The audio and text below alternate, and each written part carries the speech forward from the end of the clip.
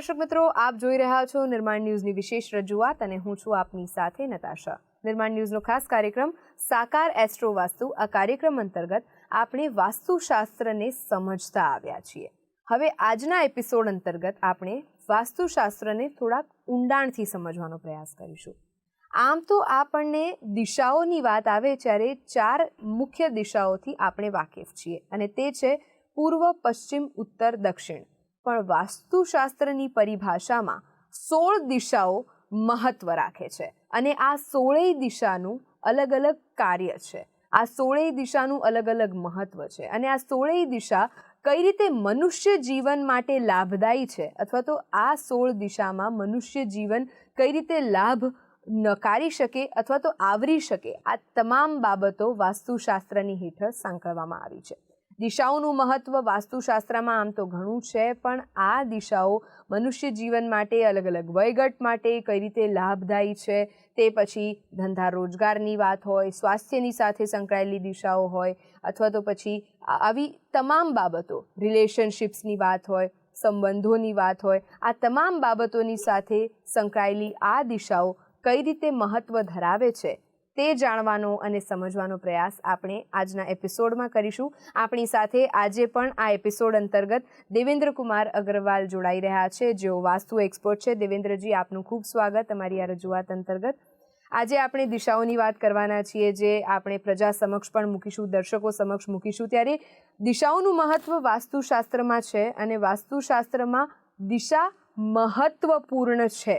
અને આમ તો જેમ દર્શકોને મેં અગાઉ જણાવ્યું કે 4 મુખ્ય દિશાઓથી મોટાભાગના લોકો વાકેફ હોય છે, પણ વાસ્તુશાસ્ત્રમાં 16 દિશાઓનું મહત્વ છે.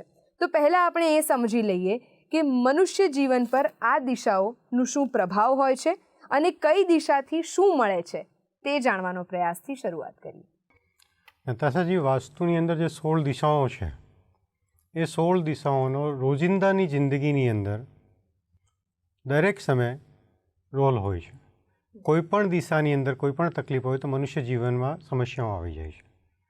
તો આપણે પહેલાં એ સમજીએ કે કઈ દિશાથી આપણને શું મળી શકે છે અથવા કઈ દિશા આપણને શું આપે છે. જેમ આપણે ઈશાન કોર્નર જોતી સૌથી મુખ્યનો હોય, north east direction. North east ડાયરેક્શનમાં મોટાભાગે આપણે લોકો બધા મંદિર મૂકતા હોઈએ છીએ કે ઈશાન કોર્નર દેવતાનો સ્થાન હોય છે.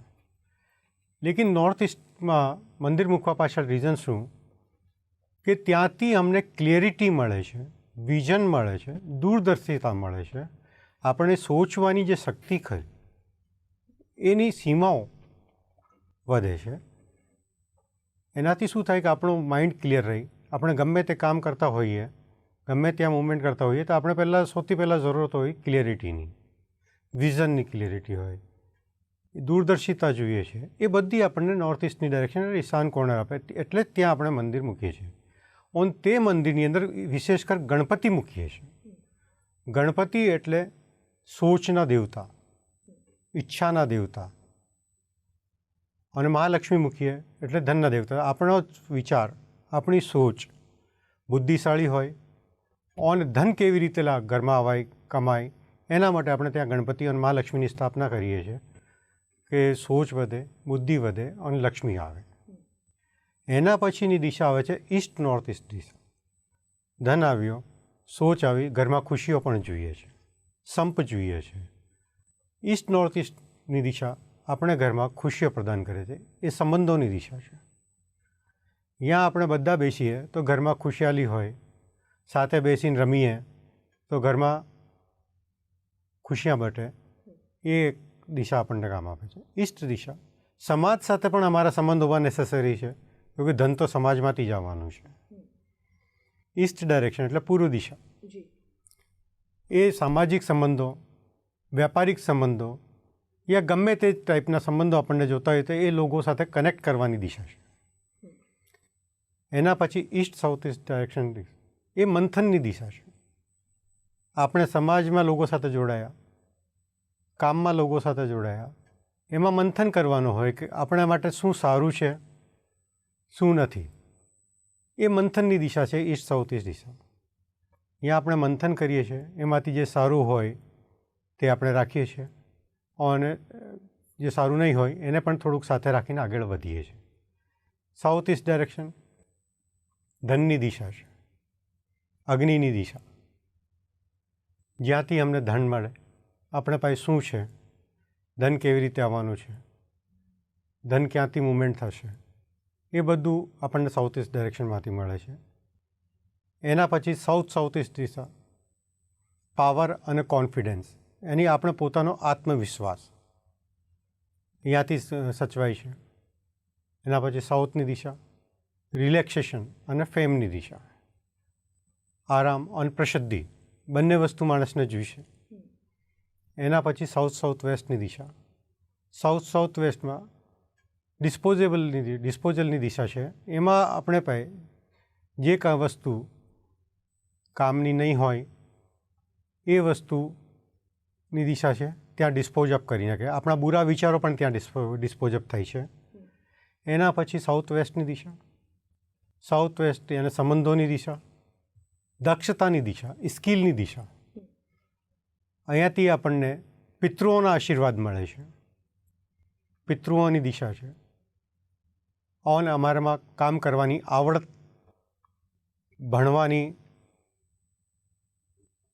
આવડત, એ બધું આ દિશામાંથી પ્રાપ્ત થાય. કે પિતૃઓની કૃપા હોય, માતા પિતાની કૃપા હોય તો બધા આશીર્વાદ આપણને કામ લાગે.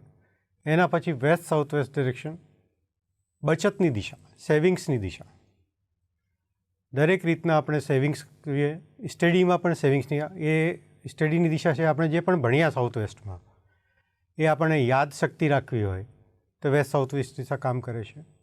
એના પછી વેસ્ટ દિશા ગેન, પ્રાપ્તિ, આપણે જે અત્યાર સુધી કર્યું એમાંથી જે લાભ મળવો જોઈએ એ આપણને પશ્ચિમ દિશા નક્કી કરે છે.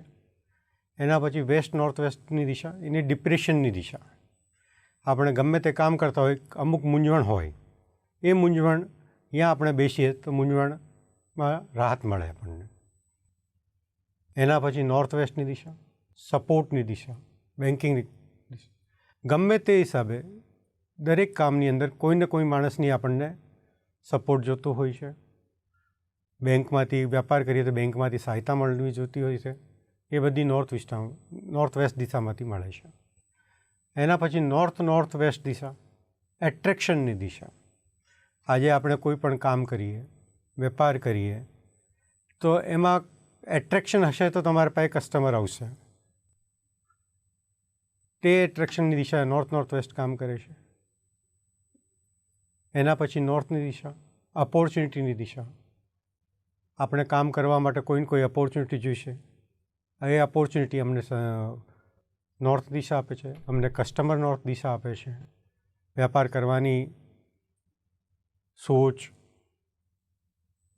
વેપાર કરવાના સાથે કઈ દિશામાં વેપાર કરવાનું છે, કયો વેપાર કરવાનું છે જેનાથી આપણે બે પૈસા મળી શકે છે, એ નોર્થ દિશાથી મળે છે.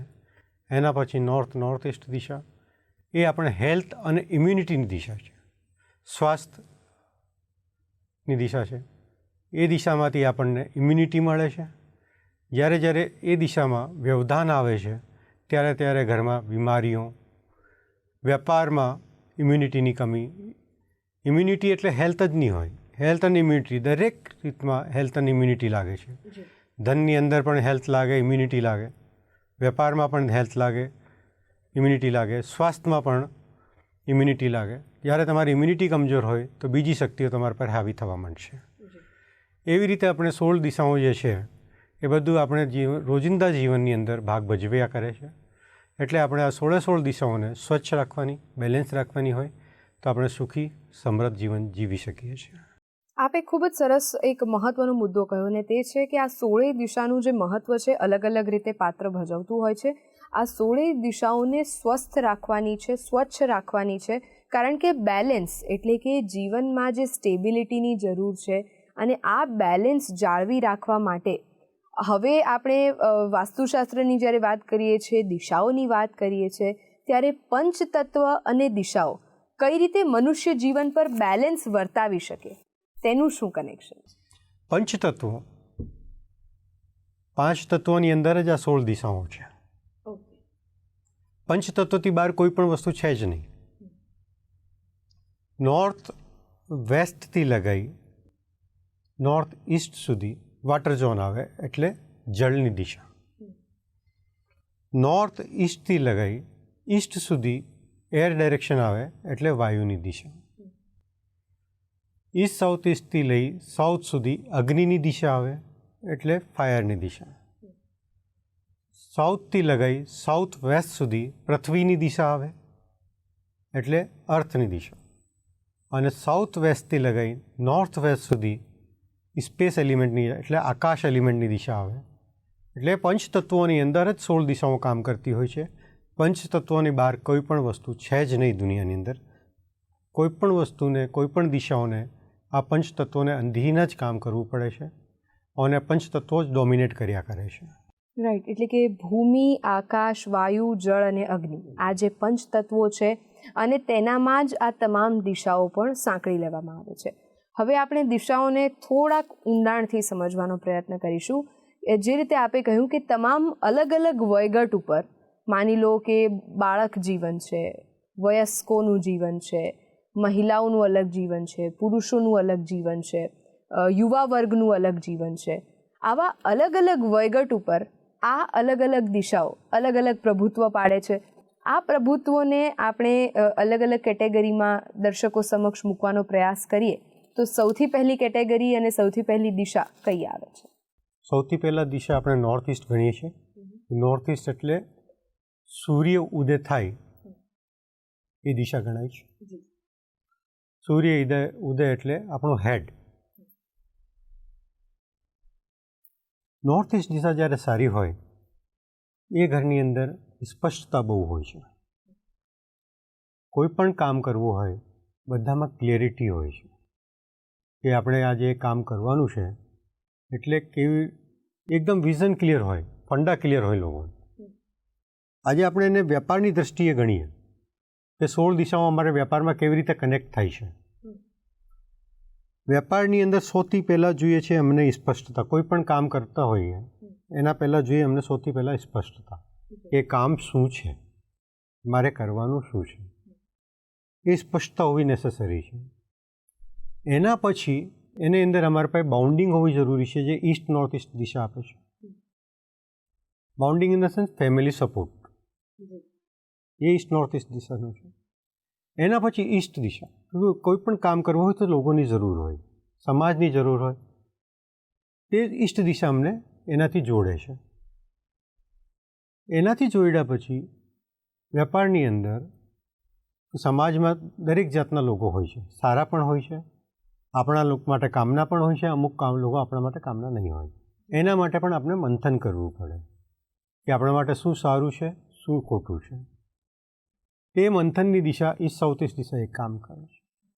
વેપાર માટે અમને ધનની જરૂર હોય છે તો સાઉથ ઇસ્ટ દિશા જે છે અગ્નિ દિશા, એ અમારો ધન સુનિશ્ચિત કરે છે કે આપણે એમાં કોઈ પણ કામ કરવું હોય તો કેટલા રૂપિયા એમાં લગાવવા પડશે અને ક્યાંથી ઉપજશે.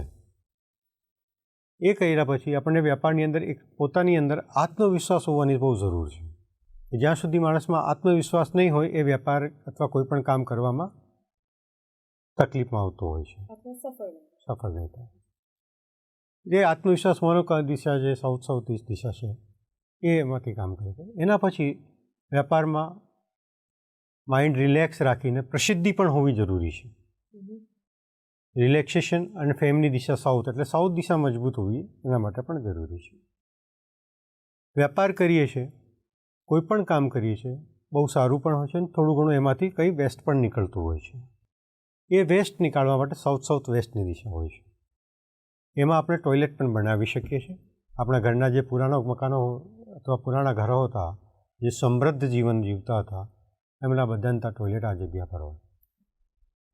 એના પછી સાઉથ વેસ્ટની દિશા, વેપારમાં આપણે પોતામાં સ્કિલ હોવી પણ નેસેસરી છે, દક્ષતા હોવી પણ જરૂરી છે, લોકો સાથે સંબંધ હોવા પણ બહુ જરૂરી છે. એ સંબંધ ઓન દક્ષતા એ આપણને પૂર્વજોથી મળતી હોય છે.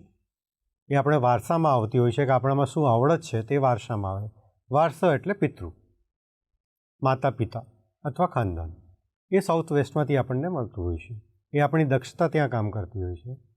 એ દક્ષતામાંથી આપણે જે કામ કર્યું છે એમાં કેવી રીતે બચત થશે, આપણે કેવી રીતે સેવ કરવાનું છે, એ બધું વસ્તુ વેસ્ટ સાઉથ વેસ્ટમાંથી આપણને મળે છે.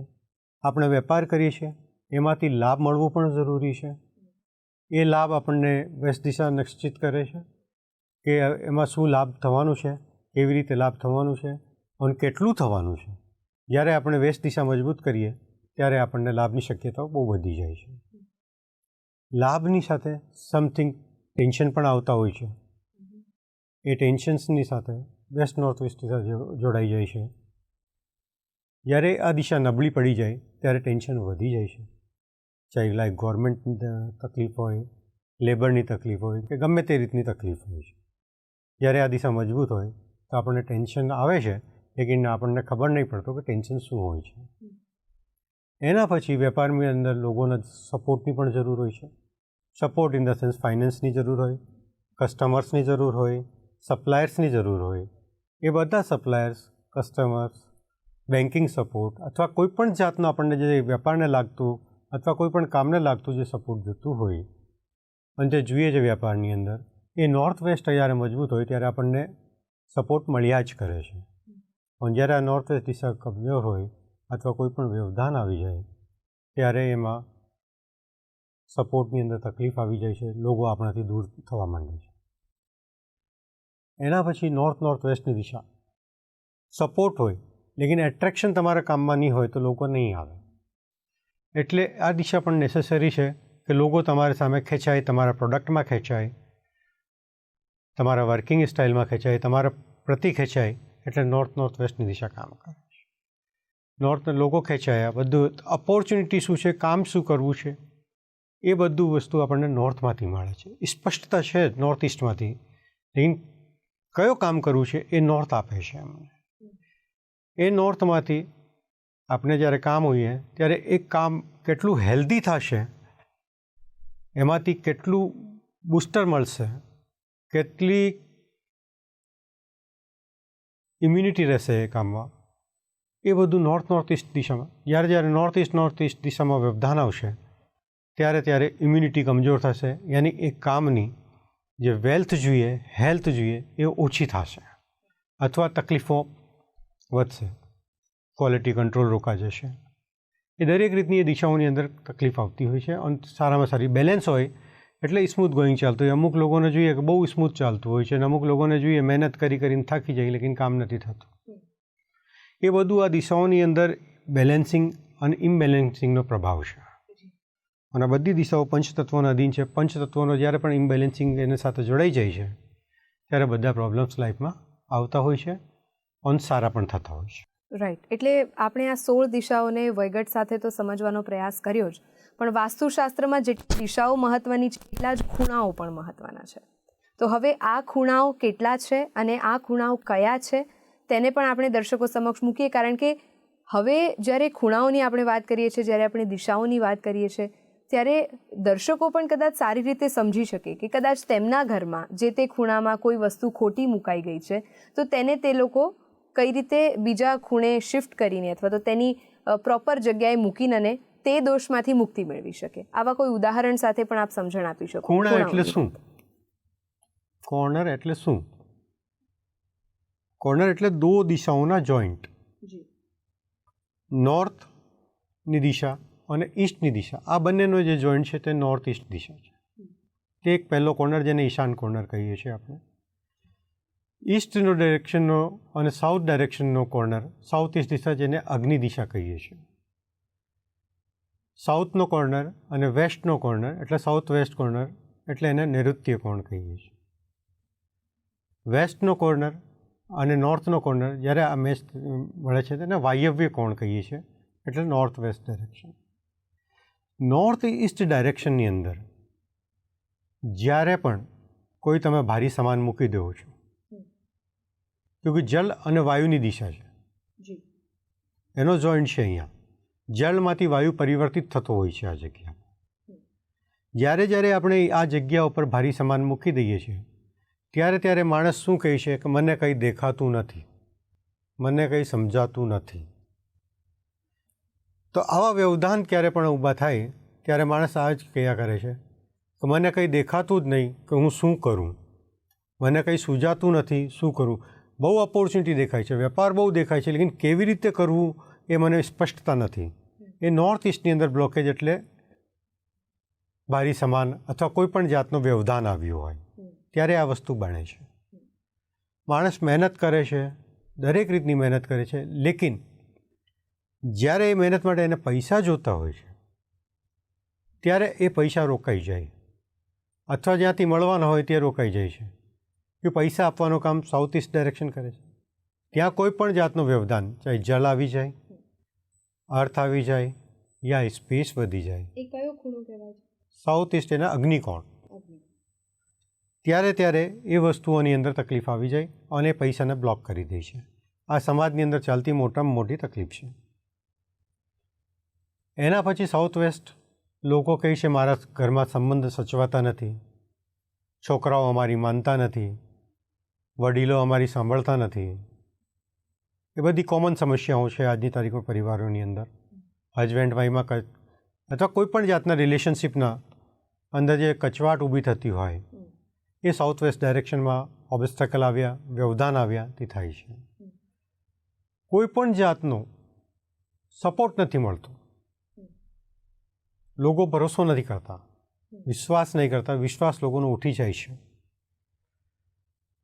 એનું કારણ નોર્થ વેસ્ટ દિશામાં એટલે વાયવ્ય કોણની અંદર કોઈ પણ જાતનો વ્યવધાન આવ્યો હોય, ચાહે અગ્નિ આવી ગઈ હોય, ચાહે વાયુ આવી ગયો હોય, ચાહે જળ આવી ગયો હોય, ત્યારે આવી સ્થિતિ બનતી હોય છે. આજે એક્ઝામ્પલની વાત કરીએ તો એક ભાઈ મારા પાસે આવેલા હતા, બોલે સાહેબ બધું સારું છે,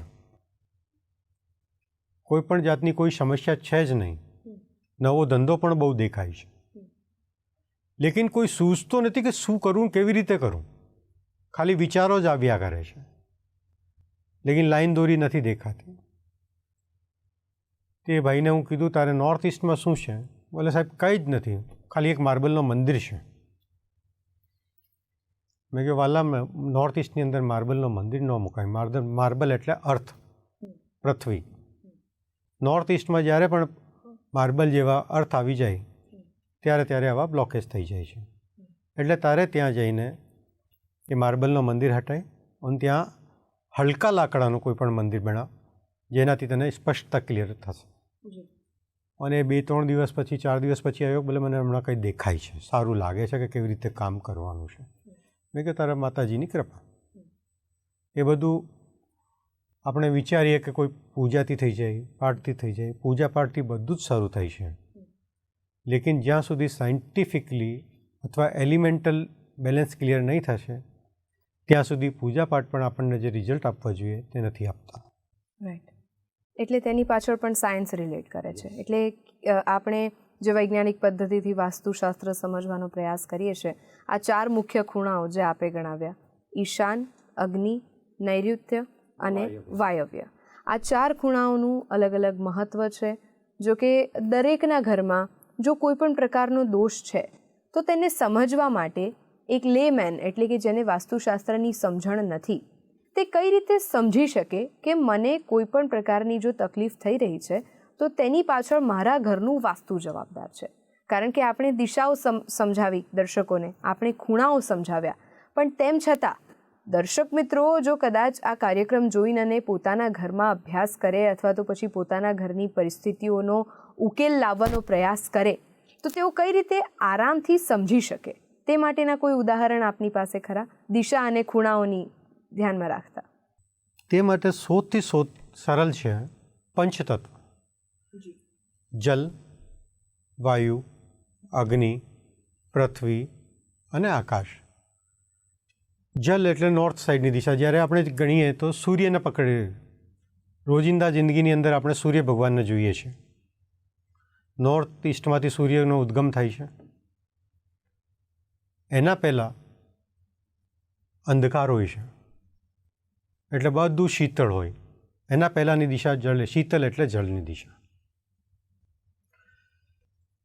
જ્યારે સૂર્ય સાયકલ આપણે સમજી લઈએ તો આપણને કમ્પ્લીટ વસ્તુ આપણે પોતાની જાતથી સમજી જઈએ કે આપણા વડીલો કઈ સાયન્સ પર ચાલતા હતા. નોર્થ ઇસ્ટથી સૂર્ય ઉદ્ગમ થાય છે અને ઈસ્ટમાં આવતા તેજ થાય છે. એ સમયે અમે લોકો સવારે ફરવા જઈએ છીએ, એટલે વાયુનો આનંદ લઈએ છીએ. ત્યાં વાયુ નિશ્ચળ હોય એટલે એ વાયુની દિશા ગણાય. આપણે વાયુની દિશાની અંદર કોઈ પણ ભારી વસ્તુ રાખી દઈએ તો વાયુ દબાઈ જાય છે, એટલે વાયુમાં દોષ આવી જાય છે. એના પછી સૂર્ય જ્યારે આગળ વધે, સાઉથ સાઈડ વધે છે, ત્યારે અગ્નિની દિશા આવતી જાય છે. કે સૂર્યનો તેજ એ તો પ્રખર હોય છે, જે ગરમ હોય. તે આપણે ગણીએ તો ટાઈમના હિસાબે બપોરે 2 વાગ્યા સુધી સૂર્ય બહુ તેજ હોય છે. 2 વાગ્યા સુધી સૂર્ય આપણે સાઉથ ડાયરેક્શનમાં હોય છે. એના પછી સૂર્યનો તેજ થોડું થોડું હળવું થવા માંડે છે. એટલે સાઉથ સુધીનો જે ડાયરેક્શન હોય તે અગ્નિ, એટલે સૂર્યનો તેજ. સૂર્યનો તેજ યાને માણસમાં કામ કરવાની શક્તિ હોય, તાકાત હોય, માણસ ભાગતું હોય, ત્યાંથી ધન કમાવાની શક્તિ આવે. એના પછી માણસ થોડું શું ધીમું પડે, સાંજ સુધીમાં આવતો વેસ્ટ સુધી આવે, એટલે ઘરે આવવાનો ટાઈમ થાય. સાઉથ વેસ્ટ, સાઉથથી સાઉથ વેસ્ટ આવે એટલે અર્થની દિશા, અહીંયા મજબૂતી આવે. સાઉથ વેસ્ટથી નોર્થ વેસ્ટમાં જઈએ અને અથવા સાઉથ વેસ્ટથી વેસ્ટ સુધી પહોંચીએ આપણે, તો સૂર્ય આથમવાનો ટાઈમ હોય, જ્યારે માણસ થાકીને ઘરે આવતો હોય છે. આખો દાડો માણસ કામ કરે અને એ ટાઈમે ઘરે આવતો હોય, એટલે એ પૃથ્વીની દિશા પછી આકાશની દિશા ચાલુ થાય. એ આકાશની દિશા નોર્થ વેસ્ટ સુધી ચાલે. એ આપણે જ્યારે એ પંચતત્વો સમજી લઈએ છીએ કે પંચતત્વોમાં શું થાય કે જળની દિશાની અંદર પૃથ્વી લાઈને મૂકી દીધી તો જળ બ્લોક થઈ જશે, આવક બ્લોક થઈ જશે, ઘરમાં સંબંધો બ્લોક થઈ જશે. અથવા પૃથ્વીની દિશામાં જળ મૂકી દીધું એટલે સમુદ્રમાં પાણી પડી જશે, આપણી તાકાત, આપણે કામ કરવાની શક્તિ ઓછી થઈ જશે. આ રીતે જ્યારે પંચતત્વોને સમજી લઈ માણસ, પંચતત્વોની અંદર સેટઅપ કરી લઈ પોતાની જાતને, તો પોતે 80% સુધી પોતે પોતાનું નિવારણ કરી શકે છે. એમાં કોઈ વિશેષ વસ્તુ છે જ નહીં. એટલે એને પંચતત્વોને સમજવું નેસેસરી છે, જે આપણે ધોરણ 3જી કક્ષા, 4થી કક્ષા, 5મી કક્ષા, 6ઠ્ઠી કક્ષામાં આપણે ભણતા જ આવ્યા છે કે પંચતત્વો છે. દરેક ધર્મની અંદર પંચતત્વોનો એ મુમેન્ટ છે.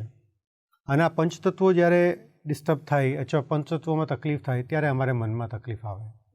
और મનમાં તકલીફ આવે એટલે શરીરમાં તકલીફ આવે, શરીરમાં તકલીફ આવે એટલે ધનમાં તકલીફ આવે, ધનમાં તકલીફ આવે એટલે રિલેશન્સમાં તકલીફ આવે, રિલેશન્સમાં તકલીફ આવે એટલે ગેનમાં તકલીફ આવે, ગેનમાં તકલીફ આવે એટલે ડિપ્રેશન આવે. એટલે બહુ જ સરળ રીતે આ તમામ વસ્તુઓ સંકળાયેલી છે. અને આ તમામ વસ્તુઓને સમજવાની જે સરળતા ભરી આપે, આજે દિશાઓ પ્રત્યે, વાસ્તુશાસ્ત્રને સમજવા માટે ખૂણાઓ પ્રત્યે જે જ્ઞાન આજે દર્શકો સમક્ષ આપે આપ્યું છે, અને આ વાતો ઘણી સહજ છે, ઘણી સરળ છે, પણ આ વાતો જેટલી સરળ છે એટલી જ જીવનમાં મોટી હાનિઓ પણ ઊભી કરી શકે છે.